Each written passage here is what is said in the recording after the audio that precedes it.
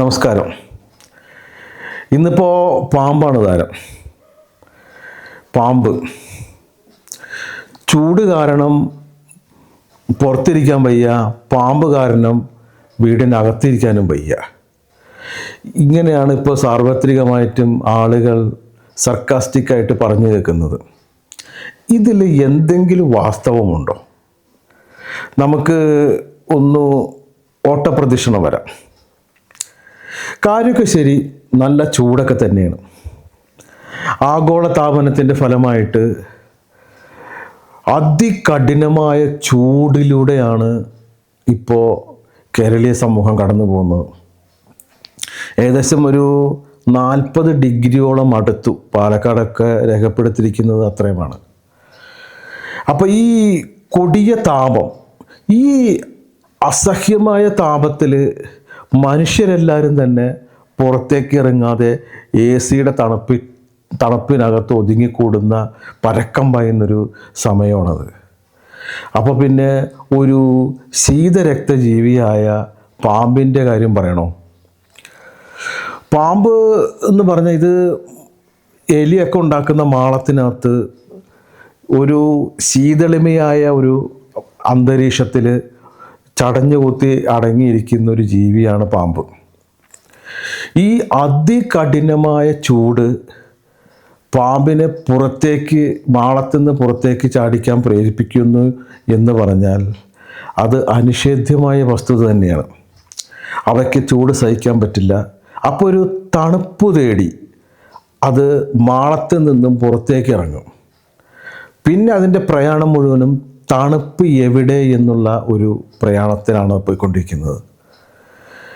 ഈ തണുപ്പ് തേടി പോയി അവസാനം ഇത് ചെന്നെത്തുന്നത് ഒരു ചെടിച്ചട്ടിയുടെ ഇടയിലോ വീടിനകത്തോ അല്ലെങ്കിൽ വിറകിൻ്റെ ഇടയിലോ അല്ലെങ്കിൽ കല്ലുകൾ അടുക്കി വച്ചിരിക്കുന്ന സ്ഥലത്തോ ഒക്കെ എവിടെയാണ് ഒരു ശീതളിമ ഇതിന് അനുഭവപ്പെടുന്നത്, ആ സ്ഥലത്താണ് ഈ പാമ്പ് സാർവത്രികമായിട്ട് ചെന്നിരിക്കുന്നത്. ഇത് പാമ്പിൻ്റെ ഒരു അടിസ്ഥാന പ്രകൃതമാണത്. അവ നമ്മളെ ഒരു ഉഷ്ണരക്ത ജീവിയല്ല, തണുത്ത രക്തമുള്ള ജീവിയാണത്. അപ്പോൾ ഒന്നാമത്തെ കാരണം അത് അനിഷേധ്യമായ വസ്തുതയാണ്. ഈ അസഹ്യമായ പൊരിഞ്ഞ ചൂടിൽ മാളത്തിനകത്ത് ചൂട് എത്തി അവയെ അലോരസപ്പെടുത്തുമ്പോൾ ഇവ സ്വാഭാവികമായിട്ടും മാളത്തിൻ്റെ പുറത്തേക്ക് ചാടും. പക്ഷേ ഇത് ഒന്നാമത്തെ കാരണം. ഇനി മറ്റു പല കാരണങ്ങൾ കൂടിയുണ്ടോ? മറ്റു പല കാരണങ്ങളിലേക്ക് നമ്മൾ ഒന്ന് ചൂഴ്ന്നിറങ്ങുമ്പോഴാണ് ഒരു ചില യാഥാർത്ഥ്യങ്ങൾ നമുക്ക് മനസ്സിലാക്കാൻ പറ്റുന്നത്. അടുത്ത് ഞാൻ കേൾക്കുന്നത് ഈ പാമ്പ് പിടുത്തക്കാരുണ്ട്.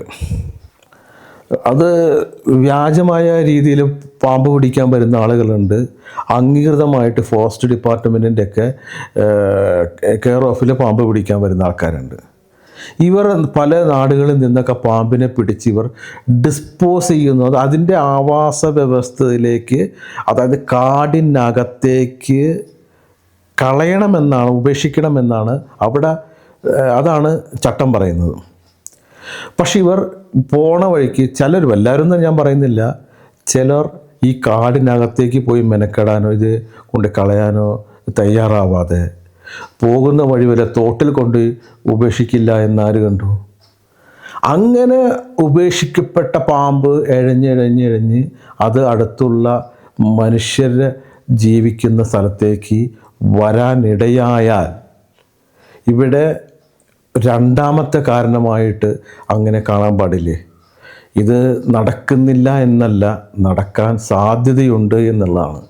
ഇത് പരിശോധിക്കപ്പെടേണ്ടതാണ്, അന്വേഷിക്കപ്പെടേണ്ടതാണ്. മൂന്നാമത്തെ കാരണമായിട്ട് ഞാൻ കാണുന്നത്, പാമ്പിന് നമ്മളെപ്പോലെ വിശപ്പും ദാഹമൊക്കെ ഇല്ലേ? അപ്പോൾ ഇത് മാളത്തിൽ നിന്ന് പുറത്തേക്ക് ഇറങ്ങുന്നത് ഇര തേടിയാണ്. ഇതിന് ഭക്ഷണം കഴിക്കണം. സ്വാഭാവികമായും എലി, പാറ്റ, പല്ലി, തവള ഇതൊക്കെയാണ് സാധാരണയായിട്ട് കേരളത്തിലെ പാമ്പുകൾ ആഹരിക്കുന്നത്.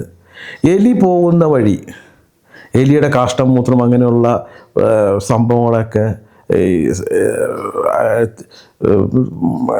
ഗ്രഹിച്ചുകൊണ്ടാണ് ഇത് എലിയുടെ പിന്നാലെ അനുധാവനം ചെയ്യുന്നത്, ഭക്ഷണം തേടി പോകുന്നത്.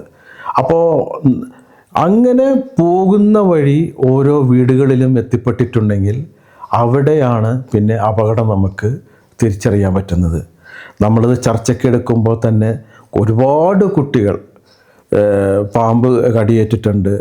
ഒരു കുട്ടി മരണപ്പെട്ടു പോയി ചിറയൻകീഴങ്ങോട്ടും. പിന്നെ ഒരു കുട്ടി ICUവിൽ കിടക്കുകയാണ്. അപ്പോൾ ഈ ഒരു പശ്ചാത്തലത്തിലാണ് നമ്മൾ ഈ പാമ്പിൻ്റെ പറ്റി കൂടുതൽ ആഴത്തിൽ മനസ്സിലാക്കാൻ ശ്രമിക്കുന്നത്. അപ്പോൾ ഈ പാമ്പ് വീടുകളിലേക്ക് ഇങ്ങനെ കയറി വന്ന് സാധാരണ താഴെയാണ് കുട്ടികൾ കിടന്നുറങ്ങിയത്. അപ്പോൾ ഇത് സ്വാഭാവികമായിട്ടും തലേണയുടെ അടിയിലൊക്കെ വന്ന് ഇരുന്ന് ഇത് കുട്ടികളെ കടിക്കുകയാണ് ഉണ്ടായത് എന്നാണ് ഞാൻ മനസ്സിലാക്കുന്നത്. അപ്പോൾ ഈ പാമ്പ് ഇങ്ങനെ കിടക്കും, ഇങ്ങനെ ഓരോ ഭാഗങ്ങളിലായിട്ട് സഞ്ചരിച്ച് അതൊരു സ്ഥലത്ത് ഇരിക്കുന്ന ഒരു സാഹചര്യം നമുക്ക് ഉണ്ടാക്കാതിരുന്നൂടെ? ഉദാഹരണം പറഞ്ഞാൽ ചെടിച്ചട്ടികൾ, ഇതൊക്കെ ഇവർ തണുപ്പ് തേടിയെത്തുന്ന പതുങ്ങിയിരിക്കുന്ന സ്ഥലങ്ങളാണ്. തണുപ്പ് നമ്മൾ വെള്ളമൊഴിക്കും, ചെടിച്ചട്ടിയിൽ വെള്ളമൊഴിക്കും, ചുറ്റും തണുപ്പുണ്ട്, ആ തണുപ്പിൽ വരും. പിന്നെ വിറകിൻ്റെ പുര, അവിടെ തണുപ്പ് കിട്ടും, അവർ വന്നിരിക്കും. പിന്നെ ഈ പറഞ്ഞ പോലെ ഉള്ള കല്ലുകളുടെയൊക്കെ ഇടയിൽ വന്നിരിക്കും. അപ്പോൾ ഇത്തരം സാഹചര്യങ്ങൾ, ഇത്തരം പാമ്പുകൾക്ക് ഇരിക്കാനും ഒളിച്ചിരിക്കാനും തണുപ്പിൽ ഇരിക്കുവാനുമുള്ള വീടിൻ്റെ പരിസരം വൃത്തിയാക്കുക എന്നുള്ളതാണ് ഏറ്റവും അടിസ്ഥാനപരമായിട്ട് ചെയ്യേണ്ടത്. പിന്നെ എന്ന് പറഞ്ഞു കഴിഞ്ഞാൽ വീടിൻ്റെ അകത്തേക്ക് ഇത് കയറാതെ എല്ലാ ഹോളുകളും അടയ്ക്കുക, ജനലൊക്കെ അടച്ചിടുക. ഈ പറഞ്ഞ പോലെ ബാത്റൂമിൻ്റെയൊക്കെ ഹോളുകളുണ്ടെങ്കിൽ അതെല്ലാം ഒരു പ്രത്യേക രീതിയിൽ നെറ്റൊക്കെ വെച്ച് അടയ്ക്കുക. അതൊക്കെയാണ് ഇതിനെ പ്രതിരോധിക്കുവാനുള്ള പ്രാഥമികമായ കാര്യങ്ങളെന്ന് പറഞ്ഞാൽ. രണ്ടാമത്തെ മറ്റൊരു പ്രധാന വസ്തു നമ്മൾ പ്രധാനമായിട്ട് നമ്മളിപ്പോൾ ഈ മണ്ണെണ്ണ, വെളുത്തുള്ളി, ഇങ്ങനെയുള്ള സാധനങ്ങൾ, കായം, ഇതൊക്കെ കലക്കി ഒഴിക്കാറുണ്ട്. പക്ഷെ ഇതൊന്നും 100% പ്രായോഗികമായിട്ട് ഫലിച്ചതായിട്ട് എവിടെയും റിപ്പോർട്ട് ചെയ്യപ്പെട്ടിട്ടില്ല. മണ്ണെണ്ണ ഈ പാമ്പിൻ്റെ ശരീരത്തിൽ വീണ് കഴിഞ്ഞാൽ അതിന് പൊള്ളലേക്കെന്നുള്ള വസ്തുതയാണ്. പക്ഷേ മണ്ണെണ്ണ സ്പ്രേ ചെയ്ത് കഴിഞ്ഞാൽ എന്നാലും അത് ചില പരീക്ഷണങ്ങൾ കാണിക്കുന്ന അത് ക്രോസ് ചെയ്ത് പോകുന്നതായിട്ട് കാണിക്കുന്നുണ്ടെങ്കിലും ചില സമയത്ത് ഇത് അകന്നു പോകുന്നതായിട്ട് കാണിക്കുന്നുണ്ട്. അപ്പോൾ ഇത്തരം കാര്യങ്ങളെക്കാളും ഉപരിയായി പാമ്പിന് നമ്മുടെ വീടിൻ്റെ പരിസരത്തേക്ക് ഇരുത്താൻ കണക്കാക്കുന്ന വിധത്തിലുള്ള സൗകര്യങ്ങൾ ചെയ്തു കൊടുക്കാതിരിക്കുക എന്നുള്ളതാണ്. അപ്പോൾ പാമ്പ് ഈ പറഞ്ഞ പോലെ പരിസരം ശുചീകരണം, പരിസരം വൃത്തിയാക്കുക, മതിൽ കെട്ടാൻ സാധിക്കുമെങ്കിൽ മതിൽ കെട്ടുക. അപ്പോൾ ഈ സാധനം അകത്ത് കയറാതെ ഒരു പരിധി വരെ നമുക്ക് സംരക്ഷിക്കാൻ പറ്റും. വിറക് പുരയൊന്നും ഉണ്ടാക്കാതിരിക്കുക, ഈ പാമ്പിനെ ഒളിച്ചിരിക്കുവാനുള്ള മാളങ്ങളുണ്ടെങ്കിൽ അതെല്ലാം അടയ്ക്കുക. ഇതൊക്കെയാണ് പ്രധാനമായിട്ട് ചെയ്യേണ്ടത്. പിന്നെ പാമ്പിനെ സംബന്ധിച്ചിടത്തോളം പാമ്പ് അഥവാ കടിച്ചാൽ, ഈ നാഗദംഷ്ടം ഉണ്ടായാൽ, യാദൃച്ഛികമായിട്ട് കുട്ടികളെയാണ് ഇത് ഓടിക്കളിക്കുന്ന കുട്ടികളൊക്കെ ഉണ്ടെങ്കിൽ അതിനൊക്കെയാണ് പാമ്പ് അങ്ങനെ കടിക്കുന്ന, മനുഷ്യനെ ഓടി വന്ന് കടിക്കുന്ന ജീവിയേ അല്ല. പാമ്പ് നമ്മുടെ ഇക്കോസിസ്റ്റം നിലനിർത്താൻ അനിവാര്യമായിട്ടുള്ള ഒരു ജീവിയാണത്. അതായത് പാമ്പ് കടി ഏറ്റു മരിക്കുന്നതിനേക്കാളും കൂടുതലായിട്ട് ഇന്ത്യയിൽ എലിപ്പനി കൊണ്ട് മരിക്കുന്നുണ്ടെന്നുള്ളതാണ്. പിന്നെ അതുകൊണ്ട് തന്നെ എലിയുടെ വംശവർദ്ധനവും ഉണ്ടാവാതെ പരിരക്ഷിക്കുന്നത് ഈ പാമ്പാണ്. അതുകൊണ്ട് തന്നെ ഒരു ഇക്കോസിസ്റ്റം അത് നിലനിർത്തുന്നു പോകുന്നതിന് പാമ്പിന് നിർണായകമായ പങ്കാണുള്ളത്. അതുകൊണ്ട് പാമ്പ് നമ്മുടെ ശത്രുവല്ല, പക്ഷെ അതിനെ ജാഗ്രതയോടെ കണ്ടു കഴിഞ്ഞാൽ, വളരെ മുൻകരുതലോടുകൂടി എടുത്തു കഴിഞ്ഞാൽ ഈ പാമ്പിൻ്റെ ഉപദ്രവത്തിൽ നിന്ന് നമുക്ക് രക്ഷപ്പെടാൻ പറ്റും. പാമ്പ് ഓടി വന്ന് കടിക്കില്ല ഒരു കാരണവശാലും ഒരു പാമ്പും. കാരണം പാമ്പിനേക്കാൾ വലിയ ജീവിയായ മനുഷ്യനെ പാമ്പ് ഭയത്തോടെ നോക്കിക്കാണുക. അതുകൊണ്ടാണ് ഈ പറഞ്ഞ പത്തി വിടർത്തി അത് നമ്മുടെ മുമ്പിൽ ഇങ്ങനെ ആടി ഭയപ്പെടുത്തുകയാണ് നമ്മളെ ചെയ്യുന്നത്. അല്ലാതെ ഓടി ഒന്ന് കടിച്ച് നമ്മളെ ആക്രമിക്കാനല്ല ശ്രമിക്കുന്നത്. പക്ഷേ ആ പാമ്പ് കടിക്കാനുള്ള സാഹചര്യമുണ്ട്. ഒന്നാമത്തെ സാഹചര്യം എന്ന് പറഞ്ഞു കഴിഞ്ഞാൽ, പാമ്പ് എൻ്റെ മുമ്പിൽ അതിന് ശല്യമായിട്ട് നിൽക്കുന്ന അവസ്ഥയിൽ അതിനെ നമ്മൾ ആക്രമിക്കും. ആ ഒരു അവസ്ഥ പാമ്പിന് തോന്നിയാൽ പാമ്പ് അതിൻ്റെ പ്രാണരക്ഷാർത്ഥം ഒരുപക്ഷെ മനുഷ്യനെ കടിച്ചു എന്ന് വരാം. രണ്ടാമത്തേന്ന് പറഞ്ഞു കഴിഞ്ഞപ്പോൾ, പാമ്പ് തന്നെ ഇഴഞ്ഞു പോകുന്ന സമയത്ത് അതിനെ നമ്മളറിയാതെ ചവിട്ടുകയോ അതിനെ ഭയപ്പെടുത്തുകയോ ചെയ്തിട്ടുണ്ടെങ്കിൽ അതിൻ്റെ തടി രക്ഷിക്കാൻ വേണ്ടി അത് കടിക്കുകയാണ് ചെയ്യുക. പിന്നെ എന്ന് പറഞ്ഞു കഴിഞ്ഞാൽ അതിന് ആഹാരം നമ്മൾ അത് ആ ഭക്ഷ്യവസ്തുവാണ്, അതിൻ്റെ എന്തെങ്കിലും ജീവിയാണ്, എലിയോ പാണ് അല്ല അങ്ങനെ എന്തെങ്കിലും ആണ് എന്ന് തെറ്റിദ്ധരിച്ചുകൊണ്ട് മനുഷ്യൻ്റെ കാലിൽ കടിക്കാറുണ്ട്. അപ്പോൾ ഇത്തരം സാഹചര്യങ്ങളിലാണ് പാമ്പ് മനുഷ്യനെ കടിക്കുക എന്ന് പറഞ്ഞു കഴിഞ്ഞാൽ. അപ്പോൾ ഈ പാമ്പിൽ നിന്ന് വിവേകപരമായ ഒരു അകലം സൂക്ഷിക്കുക എന്നുള്ളതാണ് ഇതിനൊക്കെ ഏറ്റവും പ്രധാന ഒരു പോംവഴി എന്നുള്ളത്. അഥവാ ഏതെങ്കിലും കാരണവശാൽ പാമ്പിൻ്റെ കടിയേൽക്കേണ്ടി വന്നാൽ, അത് മിക്കവാറും കാലിലൊക്കെയാണ് സാധാരണ പാമ്പ് കടിക്കാറ് സാധാരണ. അപ്പോൾ കടിയേൽക്കേണ്ടി വന്നാൽ ചെയ്യേണ്ട ഒന്നാമത്തെ കാര്യം, വളരെ പ്രധാനപ്പെട്ട കാര്യമാണ്, ആ വ്യക്തിയെ പാനിക്കാക്കരുത്, ഭയപ്പെടുത്തരുത് എന്നുള്ളത്. അതായത് നമ്മുടെ കേരളത്തിൽ 130ഓളം പാമ്പുകളുണ്ട്, ഇനത്തിൽപ്പെട്ട പാമ്പുകളുണ്ട്. ഈ 130ഓളം ഇനത്തിൽപ്പെട്ട പാമ്പുകളിൽ ഏകദേശം ഒരു 20 എണ്ണത്തിനും മാത്രമേ വിഷമുള്ളൂ. ഇതിൽ ആപൽക്കരമായിട്ട് വിഷം ഉള്ള പാമ്പുകൾ വെറും 4 എണ്ണമാണ്. അപ്പോൾ അത് മനസ്സിലാക്കിക്കൊണ്ട് എല്ലാ പാമ്പിൻ്റെ കടിയും വിഷകരമല്ല എന്ന് ഇയാളെ പറഞ്ഞ് ആ സമയം ബോധ്യപ്പെടുത്തി ഇയാളെ ഭയം ചികിതനാക്കാതെ സമാശ്വസിപ്പിക്കുക എന്നുള്ളതാണ് ഏറ്റവും പ്രധാന കാര്യം എന്ന് പറയുന്നത്. അയാളെ ഒരു കാരണവശാലും ഭയപ്പെടുത്താൻ പാടില്ല. അയാളെ ശാന്തനാക്കുക, അയാളുടെ ടെൻഷൻ ഒഴിവാക്കുക, അയാളുടെ ബ്ലഡ് സർക്കുലേഷൻ നോർമലാക്കി കൊണ്ടുവരിക. ഇതിനൊക്കെ വെനമുണ്ട്, ഇതിനൊക്കെ ചികിത്സയുണ്ട്, എത്രയും പെട്ടെന്ന് നമുക്ക് ഹോസ്പിറ്റലിലേക്ക് എത്തിക്കാം എന്നും പറഞ്ഞിട്ട് ഇയാളെ ശാന്തനാക്കുക എന്നുള്ളതാണ് ആദ്യമേ തന്നെ വേണ്ടത്. ഇയാളുടെ BP കൂടാൻ പാടില്ല, ഇയാളുടെ ബ്ലഡ് സർക്കുലേഷൻ കൂട്ടാൻ പാടില്ല, ഇയാളെ ഭയത്തിൻ്റെതായ രീതിയിൽ ഇയാളെ ഒരു അവസ്ഥയും ഉണ്ടാക്കരുത്. ഇയാളെ ശാന്തനാക്കുക, ഇയാളെ കൂളാക്കുക. ഇതാണ് ആദ്യം വേണ്ടത്. പിന്നെ സാധിക്കുമെങ്കിൽ പറയുന്നത് അപ്പോൾ തന്നെ പാമ്പിന് പഴയ കാരണവന്മാർ പറയാറുണ്ട്, എന്താ കടിച്ച പാമ്പിനെ പിടിച്ച് കടിച്ച വിഷം പോകുന്നു. കടിച്ച പാമ്പിനെ തിരിച്ച് കടിക്കാതെ നിന്ന് കഴിഞ്ഞാൽ പാമ്പ് ഒന്നുകൂടി നമ്മളെ കടിക്കുകയുള്ളൂ, ഒന്നുകൂടി വിഷം നമുക്ക് അതിമാരകമാവുകയുള്ളൂ. അപ്പോൾ ആ മണ്ടത്തരത്തിൽ നിന്ന് മുതിരരുത്. പാമ്പിനെ കണ്ടു കഴിഞ്ഞാൽ അതിനെ ഒന്നും ഈ കാലത്ത് കൊണ്ടുപോയി ഹോസ്പിറ്റലിൽ കൊണ്ടുപോകേണ്ട കാര്യമില്ല. പാമ്പിൻ്റെ ഒരു ഫോട്ടോ, അപ്പോൾ ഏത് തരം പാമ്പാണ് കടിച്ചത് എന്ന് തിരിച്ചറിയാൻ വളരെ എളുപ്പം ഡോക്ടർമാർക്ക് ആകാൻ വേണ്ടിയിട്ടാണ് പാമ്പും എല്ലാവരും മൊബൈലുണ്ട്. ഈ മൊബൈൽ ഫോണും കൊണ്ട് കടിച്ച പാമ്പിൻ്റെ ചിത്രമെടുത്ത് ഡോക്ടറെ അടുത്ത് കാണിച്ചാൽ മതി. അപ്പോൾ ഒന്നാമത്തെ കാര്യം അയാളെ പാനിക്കാക്കാതിരിക്കുക. രണ്ടാമത്തെ കാര്യം, കഴിവതും ചിത്രം കിട്ടുമെങ്കിൽ അതിനെ തല്ലിക്കൊല്ലാനും ആക്രമിക്കാനും നിൽക്കണ്ട, അതിൻ്റെ ഫോട്ടോ എടുക്കാൻ സാധിക്കുമെങ്കിൽ ഫോട്ടോ എടുത്ത് കൈ പിടിക്കുക. മൂന്നാമത്തെ കാര്യം എന്ന് പറഞ്ഞാൽ വളരെ പ്രധാനപ്പെട്ട കാര്യമാണ്, ഇയാളെ സ്ട്രെയിൻ കൊടുക്കാതിരിക്കുക എന്നുള്ളത് വളരെ പ്രധാനപ്പെട്ട കാര്യമാണ്. ഇയാളെ ഒരു സ്ഥലത്ത് ഇരുത്താൻ പറ്റുമെങ്കിൽ ഇരുത്തുക. ഒരു കാരണവശാലും ഇയാളെ നടത്തിക്കാനോ ഓടിക്കാനോ ഇയാളെ മറ്റുള്ള രീതിയിൽ ഇയാൾക്ക് ആയാസകരമായിട്ടുള്ള രീതിയിൽ ഇയാളെ കൊണ്ടുവരാൻ കടത്ത പോലും ചെയ്യരുതെന്നാണ് പറയുന്നത്. ബ്ലഡ് സർക്കുലേഷൻ കൂട്ടുന്ന വിധത്തിൽ യാതൊരു പ്രവൃത്തിയും ഇയാളെ കൊണ്ട് ചെയ്യിക്കരുത്. കഴിവതും അവിടെ തന്നെ ഇരുത്തി എത്രയും പെട്ടെന്ന്, ഇപ്പോൾ സർപ്പ ആപ്പൊക്കെ ഉണ്ട്, എവിടെയാണ് ആൻറ്റിവെനം കിട്ടുന്നത് എന്ന് ആ ആപ്പിലൂടെ തന്നെ, അല്ലെങ്കിൽ തന്നെ 108 ആംബുലൻസിലേക്ക് വിളിക്കുക. 108 ആംബുലൻസിലേക്ക് വിളിക്കുമ്പോൾ തന്നെ അവർക്ക് എവിടെയാണ് ഈ ആൻറ്റിവെനം ഉള്ളത് ഹോസ്പിറ്റലുകൾ എന്ന് അവർക്ക് ഡയറക്ഷൻ ലിസ്റ്റ് കൊടുത്തിട്ടുണ്ട്. അവരിത് എത്രയും പെട്ടെന്ന് തന്നെ ഈ ആംബുലൻസിൽ ഇയാളെ ഹോസ്പിറ്റലിലേക്ക് എത്തിക്കുക എന്നുള്ളതാണ്. ഹോസ്പിറ്റലിലേക്ക് എത്തിക്കാൻ ഒരു നിമിഷം പോലും വൈകാൻ പാടില്ല. ഈ ആൻറ്റിവെനം എന്ന് പറയുന്ന സാധനം ഹോസ്പിറ്റലിലേക്ക് ഈ കൊണ്ടു ചെന്ന് കഴിഞ്ഞാൽ അവർ കൊടുക്കും. അപ്പോൾ ഇപ്പോൾ ഇന്ത്യയെ സംബന്ധിച്ചിടത്തോളം ഒരുമാതിരി എല്ലാ പാമ്പിനും ഒരു ആൻറ്റിവെനം, ഒരൊറ്റ ആൻറ്റിവെനം തന്നെയാണ് കൊടുക്കുന്നത്. പക്ഷേ ഓസ്ട്രേലിയയിൽ അങ്ങനെയല്ല, ഓരോ പാമ്പിനും വ്യത്യസ്തമായിട്ടുള്ള ആൻറ്റിവെനമാണ് അവർ കൊടുക്കുന്നത്. അതുകൊണ്ട് കടിച്ച പാമ്പിൻ്റെ വ്യത്യസ്തത അവരെ ധരിപ്പിക്കണം നമ്മൾ.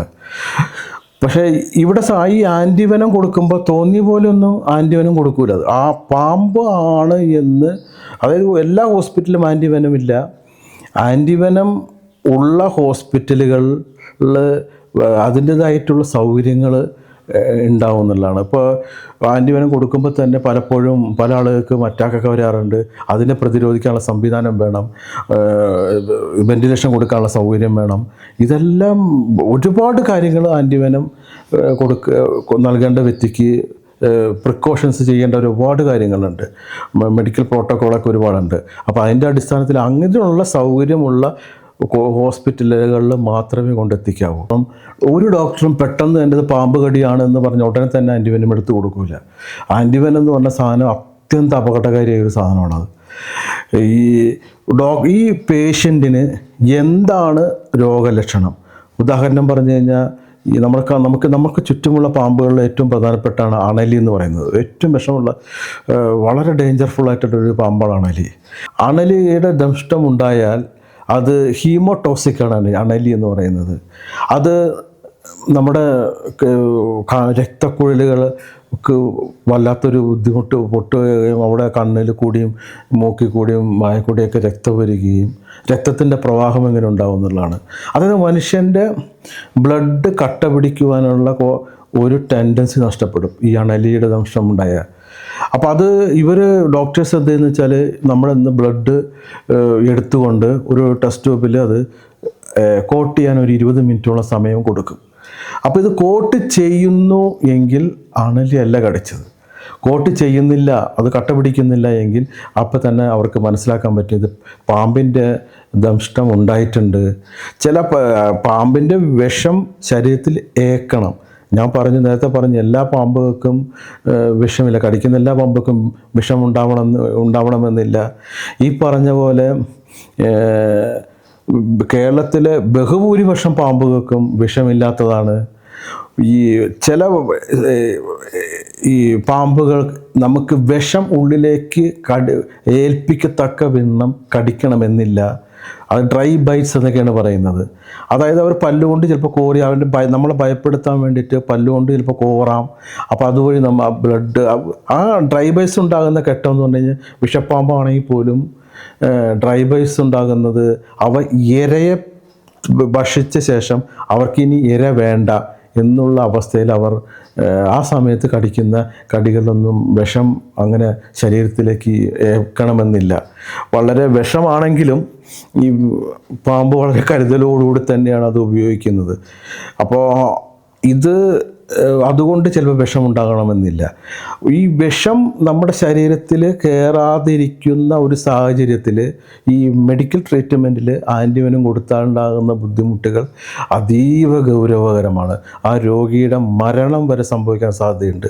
അതുകൊണ്ടാണ് ഡോക്ടേഴ്സ് ആദ്യമേ തന്നെ നമ്മുടെ ശരീരത്ത് പാമ്പ് കടിച്ചിട്ടുണ്ടോ എന്ന് ചില പരീക്ഷണങ്ങളിലൂടെ അവർ ചില ടെസ്റ്റുകളിലൂടെയൊക്കെ അവർ മനസ്സിലാക്കിയെടുക്കുന്നത്. പിന്നെ മറ്റൊരു രണ്ടാമത്തെ ഒരു വിഭാഗത്തിൽപ്പെടുന്ന പാമ്പാണ് ശംഖുവരയൻ. അങ്ങനെയൊക്കെ തുടങ്ങിയ കുറച്ച് പാമ്പുകളുണ്ട്.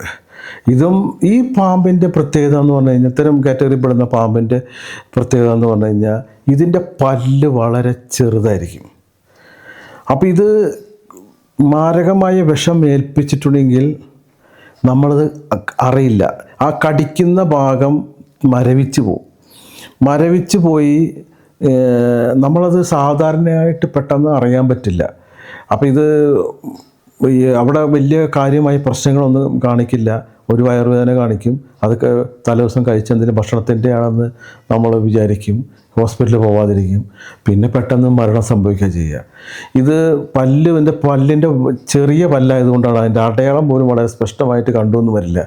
മിക്കവാറും പോസ്റ്റ്മോർട്ടം സമയത്തായിരിക്കും പാമ്പ് കടിച്ചിട്ടാണ് മരണപ്പെട്ടിരിക്കുന്നത് എന്ന് തിരിച്ചറിയാൻ പറ്റുന്നത്. അത്ര ഡേഞ്ചർഫുള്ളായിട്ടുള്ള പാമ്പാണ് ഈ രണ്ടാമത്തെ ശ്രേണിയിൽ വരുന്നത്. മൂന്നാമത്തെ ശ്രേണിയിൽ വരുന്ന പാമ്പെന്ന് പറഞ്ഞു കഴിഞ്ഞാൽ മൂർഖനാണ്. മൂർഖൻ പാമ്പിന് നമുക്കറിയാം അതിൻ്റെ വെനം വളരെ പോയിസണസ് തന്നെയാണ്. പക്ഷേ ഇത് പ്രശ്നം ഉണ്ടാക്കുന്നത് ന്യൂറോടോക്സിക് ആയിട്ടുള്ള പാമ്പുകളാണ്. ഇതെല്ലാം ന്യൂറോടോക്സിക് പാമ്പുകൾ എന്ന് പറഞ്ഞാൽ നമുക്ക് ശ്വാസതടസ്സം വരും, നമ്മുടെ നാഡീ ഞരമ്പുകൾ, നമ്മുടെ മസിൽസിനൊക്കെ അത് വെടിയിച്ച് കൊണ്ടൊരു തരം ശ്വാസം നമ്മൾ എടുക്കാൻ പറ്റാതെ നമ്മളെ മരണത്തിലേക്ക് കൊണ്ട് എത്തിക്കുക ചെയ്യുക. അപ്പോൾ അത്തരം പാമ്പുകളാണെങ്കിൽ ഡോക്ടേഴ്സ് അവരുടെ ശ്വാസം എടുക്കാനുള്ള ഒരു ഇതൊക്കെ പരിശോധന നടത്തും. എന്നിട്ടാണ് ഇന്ന പാമ്പാണ്, ഇന്ന വിഭാഗത്തിൽപ്പെട്ട പാമ്പാണെന്ന് ഡോക്ടർമാർ തിരിച്ചറിയുക. ഇതൊന്നും ടെസ്റ്റ് ഒക്കെ ചെയ്തിട്ടല്ലാതെ ആൻറ്റിവെനം കൊടുക്കാൻ പാടില്ല എന്നാണ് പ്രോട്ടോക്കോൾ ഒക്കെ പറയുന്നത്. പക്ഷേ ഈ ആൻറ്റിവെനം കൊടുത്താൽ, അനാവശ്യമായിട്ട് ആൻറ്റിവെനം നമ്മുടെ ഉള്ളിൽ ചെന്ന് കഴിഞ്ഞാൽ അത് അതീവ ഡേഞ്ചറാണ്.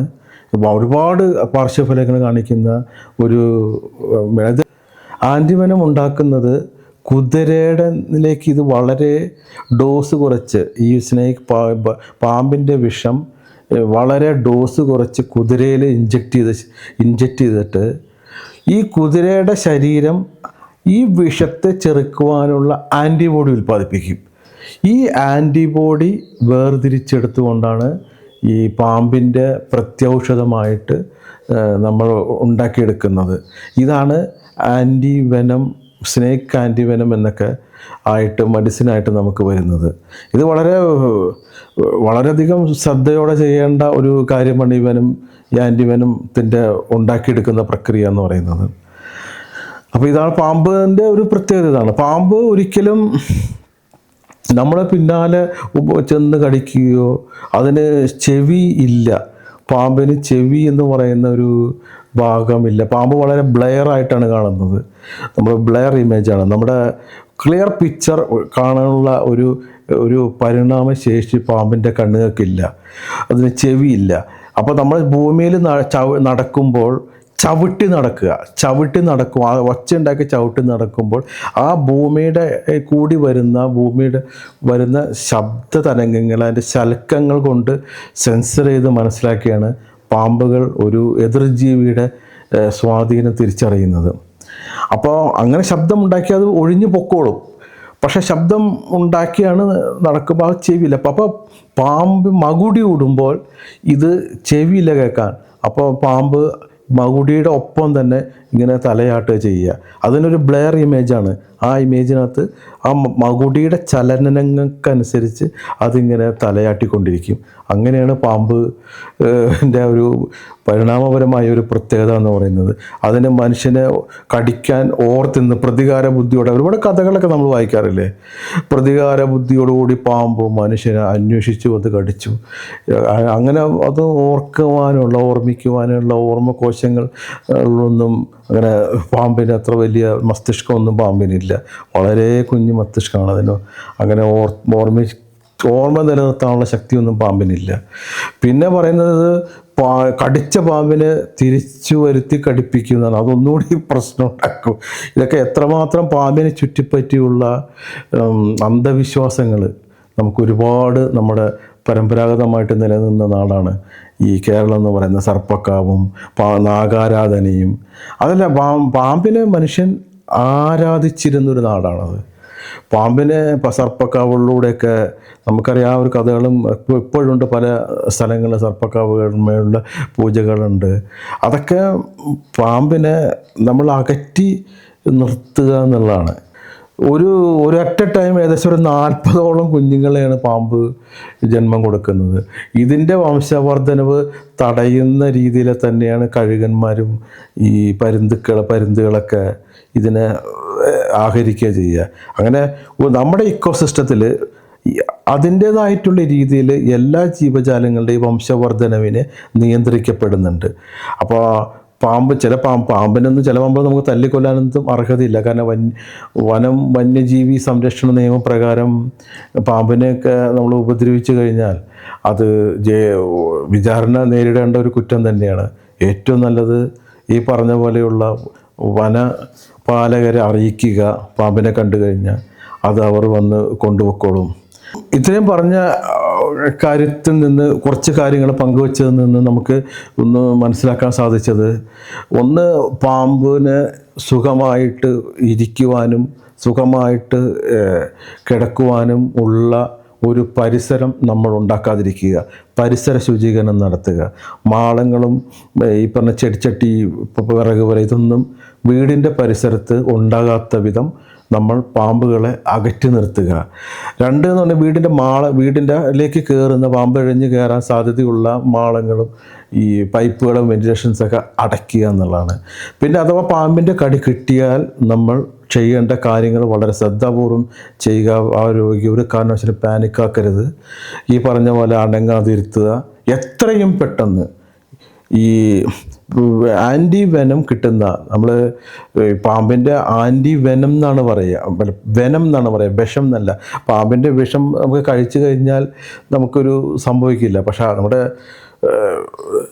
വയറിനകത്ത് മുറിവൊന്നും ഇല്ലെങ്കിൽ ഇത് രക്തത്തിലേക്ക് കളരുമ്പോഴാണ് ഇതിന് വിഷമായിട്ട് മാറുന്നത്. അതുകൊണ്ട് തന്നെ ഇതിനെ പാമ്പിൻ്റെ വിഷത്തിന് വിഷമായിട്ടല്ല, പോയിസണായിട്ടല്ല മെഡിക്കൽ സയൻസിൽ രേഖപ്പെടുത്തുന്നത്, അതൊരു വെനമായിട്ടാണ്.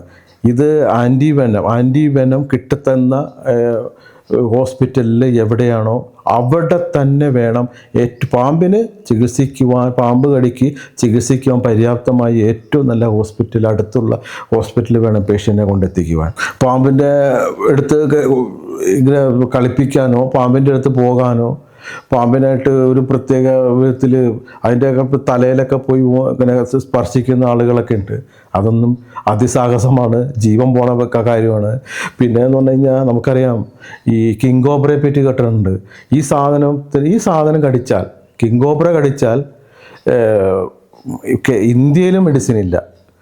ഇന്ത്യയിലെന്നല്ല, ഒരു രാജ്യത്തും, ഇപ്പോൾ തായ്ലൻഡിൽ ഒഴികെ ഇതിന് മെഡിസിനേ ഇല്ല. അതിന് ആൻറ്റിവെനം എന്നുള്ള സാധനം കിങ് കോബ്രയ്ക്കില്ല. കിങ് കോബ്ര കടിച്ചാൽ ഏതാണ്ട് 15 മിനിറ്റിനുള്ളിൽ ആൾ മരിച്ചു പോകും, മരണം സുനിശ്ചിതമാണ്. അത്രമാത്രം അപകടകാരിയാണ് കിങ് കോബ്ര എന്ന് പറഞ്ഞാൽ, രാജവെമ്പാല എന്ന് പറയുന്നത്.